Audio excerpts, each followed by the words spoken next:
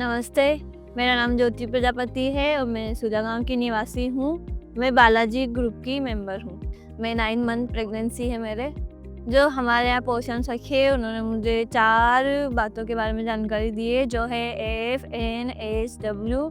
इसमें फर्स्ट है फूड मतलब प्रेगनेंसी में क्या क्या खाना चाहिए वो हमें बताया है।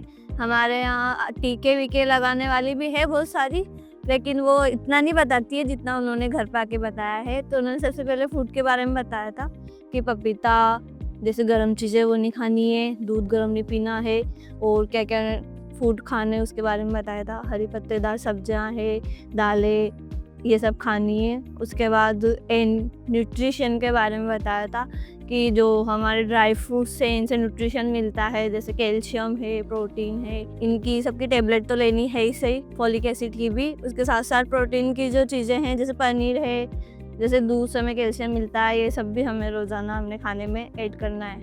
उसके बाद एच आता है हेल्थ के बारे में उन्होंने हमें बताया था कि ज़्यादा वजन नहीं उठाना है, छोटा मोटा काम करना है। स्टार्टिंग में 3 महीने तक ज़्यादा काम भी नहीं करना है, बस हल्का फुल्का सा काम करना है, और अगर वो भी नहीं बने तो रेस्ट करना है बस।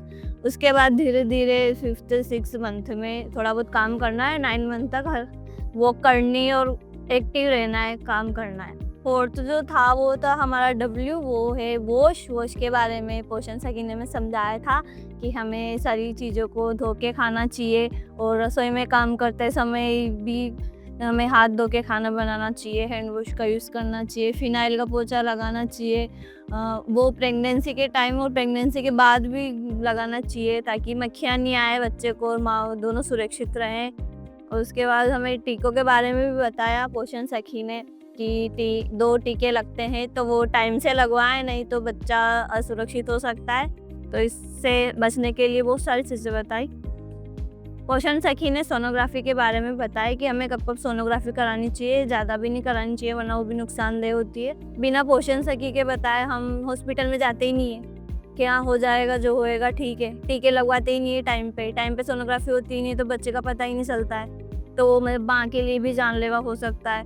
उसके बाद हम फल फ्रूट क्या खाना है क्या नहीं खाना है ये ध्यान नहीं रहता है। कोई अगर टाइम पे सजेशन नहीं दे तो कुछ भी खा लेते हैं और फिर कुछ भी अनहोनी हो सकती है। तो ये पोषण सखी ने टाइम पे आके बता दिया था, तो इससे बहुत ये मिली और इससे प्रेगनेंसी सुरक्षित रही, और मैं इस स्टेज पे आ गई हूँ कि सब कुछ अच्छा रहा। जो हमारी पोषण सखी है वो हमें बहुत अच्छे से समझाती है, बिल्कुल अपनी बहन जैसे, दीदी जैसे, फ्रेंड जैसे, बिल्कुल फ्रेंड जैसे ही बिहेव करती है और वैसे ही रखती है। और जब इन्होंने समझाया तो मेरा सब अच्छा रहा।